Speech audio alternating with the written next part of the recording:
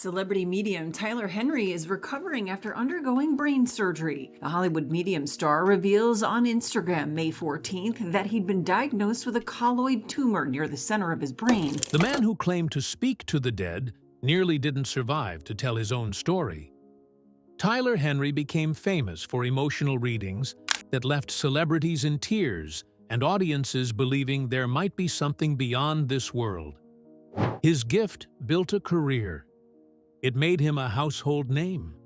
But there was a side of it he never saw coming, until he found himself in a hospital bed, fighting for his life. What really happened to him? And what did he reveal afterward that shocked his fans? Join us as we uncover the full story behind Tyler Henry's heartbreaking health update. The news that changed everything. It started with a single Instagram post in May 2025 that Tyler's followers almost did not believe was real. A photograph of Tyler Henry sitting in a hospital bed with his head bandaged but smiling. The caption confirmed what the image suggested. He had just come out of brain surgery to remove a colloid tumor growing near the center of his brain. He had been here before, he told his followers, but that did not make it easier to read. A colloid cyst is not the kind of thing that announces itself dramatically. It is a slow-growing, fluid-filled mass that develops in one of the most sensitive and inaccessible parts of the brain. When one grows large enough to obstruct the flow of cerebrospinal fluid, the pressure that builds inside the skull can cause symptoms that range from severe headaches and cognitive fog to sudden loss of consciousness. In the most serious cases, it can kill without warning.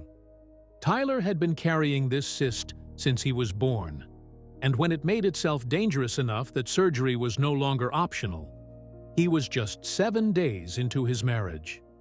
He had married his partner, Clint Godwin, on May 7, 2025, in a ceremony in Beverly Hills. 7 days later, he was in surgery. Clint wrote afterward that Tyler's prognosis was great, that the staff had been incredible, and that he was on bed rest for a month. Tyler himself wrote that most of the tumor had been removed. He added the now famous parenthetical, "The tumor, not my brain, that is." Even from a hospital bed, 7 days married and freshly out of cranial surgery, he was still making the people who loved him laugh. That is who Tyler Henry is. And what happened next tested that quality in ways that nobody had fully anticipated. Tyler survived the surgery. He went home, rested for a month, and came back stronger, telling his audience he was ready to return to his work. And then, just 5 months later, the nightmare came back, because the removed cyst had started growing again. So what did it feel like for Tyler and Clint when the symptoms returned, and they realized this was not over? When the symptoms came back, for 5 months after the May surgery, things looked like they were going as they were supposed to. Tyler was healing and even talking about returning to the stage. His husband was posting updates that were cautiously optimistic, then genuinely so. The brain fog that follows any surgery of this magnitude was lifting, and his focus was coming back. He was Tyler Henry again, which meant he was beginning to use his gift. Then, in October 2025, the swelling started returning. It did not arrive all at once. That is the particular cruelty of a recurring cyst. It comes back the same way it came the first time, gradually, quietly, with symptoms that you can almost convince yourself are something else. Headaches that seem within the normal range. Moments of cognitive slowness that feel like fatigue rather than pressure. The awareness that something is wrong builds slowly until it is impossible to ignore. Tyler's medical team ran scans and found that the cyst had regrown and that the swelling had returned. The decision had to be made again, and this time there was no ambiguity about what had to happen. On November 13, 2025, Clint posted to Instagram to tell Tyler's followers what was happening. The post was direct and calm, in the way only someone who has been through this once already can be, a second time. Today, Tyler underwent his third brain operation and is recovering well tonight, Clint wrote. The post was deleted later, but not before the internet had absorbed every word.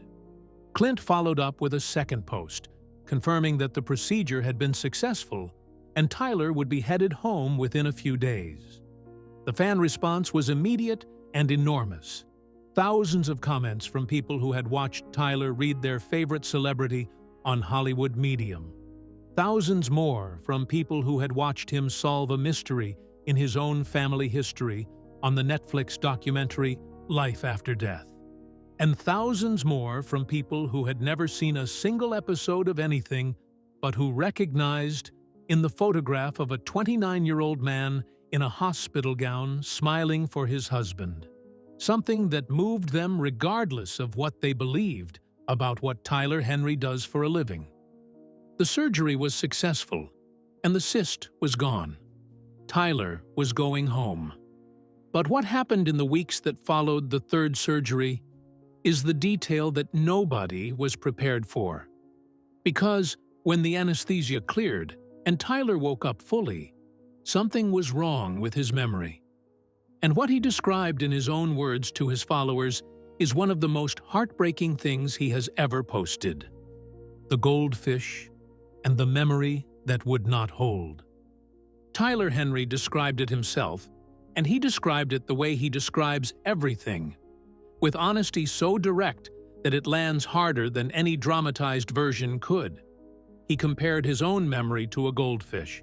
Specifically, he told his followers that for the 2 weeks following the third surgery, he was able to retain approximately 10 minutes of short-term memory at a time. For a man who makes his living holding information from the other side in his mind, receiving messages he cannot always explain, retaining details about strangers that nobody told him, the collapse of his own short-term memory was not just a medical complication. It was a personal devastation that he described with the same unflinching transparency he brings to every difficult conversation. He did not hide it. He posted it. He put a goldfish graphic on his Instagram story and said, "This is what my mind is like right now." And then he added the words that kept his followers from completely falling apart. It is improving. Think about what that actually means in practice.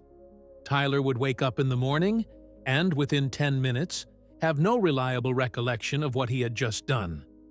He might ask Clint a question and ask the same question again minutes later, without any awareness that he had already asked it. He might read something and find, before the end of the paragraph, that the beginning had dissolved. The world was not going dark. It was getting slippery. Every experience sliding away before he could hold it, like trying to catch water with open hands.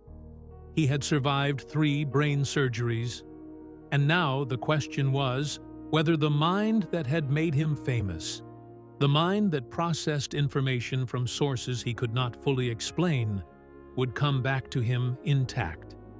He posted the update himself, the goldfish image, the 10-minute figure, and then the 3 words that his followers held on to: "It's improving."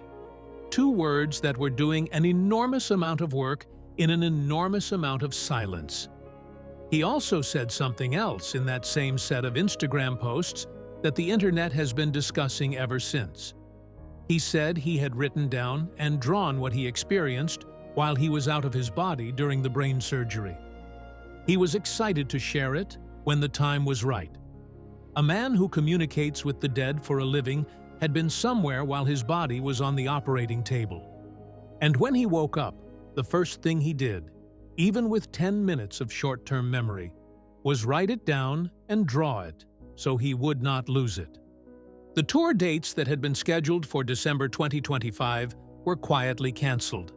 Cache Creek Casino Resort posted to Instagram that due to an unforeseen medical situation, the upcoming shows would not be happening, and that Tyler's doctors felt it was in his best medical interests to spend the recovery period resting. The statement noted that Tyler would be 100% okay and very much looking forward to returning to tour in the future.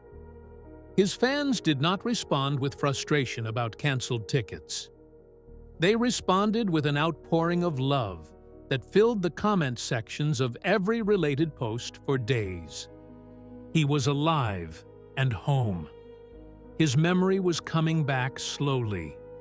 And out there on a piece of paper somewhere, he had drawn what he saw when he left his body on the operating table. The man who has dedicated his life to the question of what happens after death had a front row seat to that question himself. But before we get to that, there is something the world needs to understand about the specific kind of strength it took for Tyler Henry to get through this year. Because this did not start in May 2025. It started much, much earlier. A lifetime of fighting. Tyler Henry was born premature, 2 pounds and 12 ounces on January 13, 1996, in Hanford, California. He spent his earliest weeks in a neonatal intensive care unit in a body that was not yet ready for the world. His mother, Teresa, raised him largely as a single parent in the flat agricultural landscape of the Central Valley. And Tyler grew up in the specific kind of solitude that comes from being a sensitive and perceptive child in an environment that does not have a framework for what sensitive and perceptive means. He was different from the beginning. He knew things, he felt things, and the world around him had varying degrees of comfort with that. The first brain surgery happened when Tyler was 18. He had been born with a congenital cyst near the center of his brain, and by the time he was a teenager, it had become dangerous enough to require intervention. He had the surgery, recovered, and moved forward. He was not yet famous. He was not yet on television. He was a young man from Hanford who could apparently communicate with the dead, who had been building a quiet practice of private readings before anyone outside his immediate circle fully understood what that meant. Everything about the surgery and recovery was private, and the scar was just one more thing he carried into the years that followed. When Hollywood Medium premiered on the E! Network in 2016, when millions of people watched him sit across from celebrities and tell them things about their dead relatives that made the celebrities forget the cameras were rolling, Tyler Henry was a man who had already undergone brain surgery and come out the other side. His audience did not know that. They saw the gift. They did not see the cost. The cyst had been dormant for a decade after that first surgery. It sealed itself over, the way these cysts sometimes do, and Tyler lived his life as though the threat had passed. He built a career that took him from private readings in Hanford to the E! Network to Netflix. He wrote his memoir, Between Two Worlds.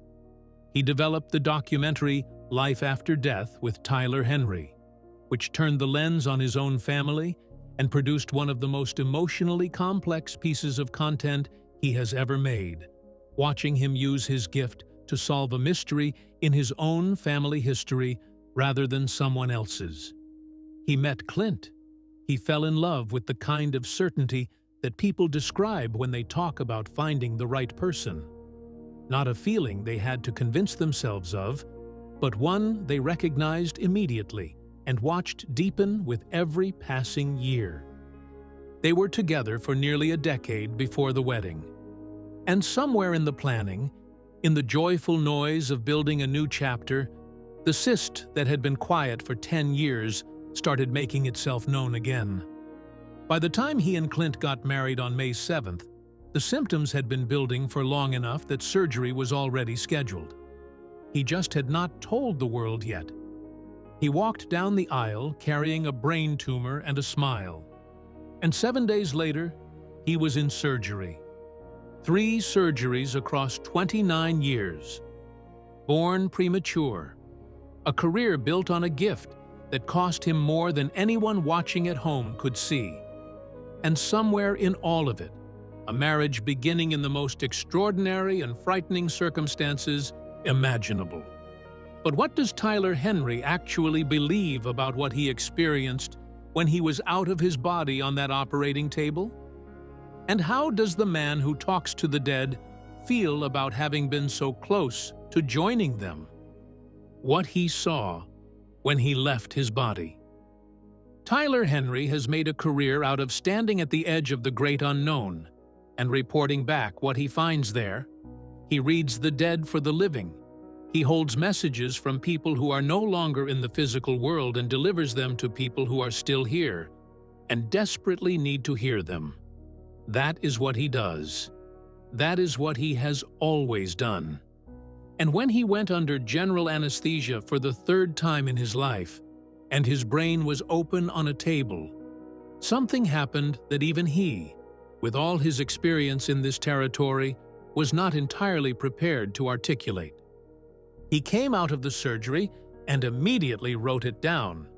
Even with 10 minutes of short-term memory, even with a brain that was struggling to hold on to the present moment, he reached for paper and documented what he had experienced before it could dissolve.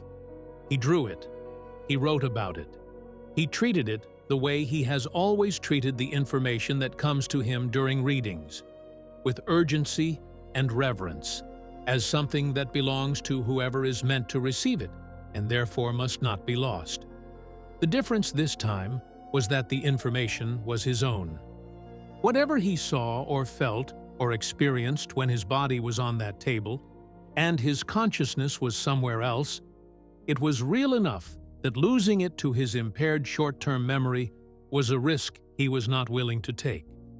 He secured it on paper before the 10 minutes ran out, and he told his followers that he was excited to share it when the time was right, in that gentle and thoughtful way he has of holding something precious until he knows he can present it properly. Whatever is on that paper, whatever he saw or felt or understood while his brain was being operated on, Tyler Henry drew it and wrote it down, and it exists somewhere in the world right now. Waiting. There is an irony in Tyler Henry's specific situation that even the most skeptical observer would have to acknowledge. This is a man who has spent his adult life insisting that consciousness continues after physical death, that the people who are gone are not truly gone, that love and memory and identity survive the moment the body stops. And on 3 separate occasions in his 29 years, his brain has been opened by surgeons. His consciousness has gone somewhere that is not this room, and he has woken up and insisted on writing about what was there. His memory has been improving. His husband has been at his side through every surgery and every recovery, and every day of the first year of a marriage that looked nothing like what they had planned. Tyler posted in December 2025 that he was healing, that the memory was gradually returning, that there was so much he wanted to say, and that the time to say it was coming. For the people who love him, that was enough. For the people who follow him, it was more than enough. He had survived. He was still Tyler Henry. And when he finally sits back down across from another grieving person and tells them something that no living human being could know, they are going to understand now, in a way they perhaps did not before, exactly what it costs him to do it. The memory is returning. The out-of-body experience is written down and waiting to be shared. 3 surgeries are behind him, and a man who has made his life's work out of understanding what lies beyond this one is now sitting with a first-hand experience of something that even he is still finding words for. Do you think Tyler's gift could actually be connected to his health struggles? And is he finally in the clear, or is this far from over? Share your thoughts with us in the comments section. Remember to like, share, and subscribe for more. Also, click the next video showing on your screen. You will love it.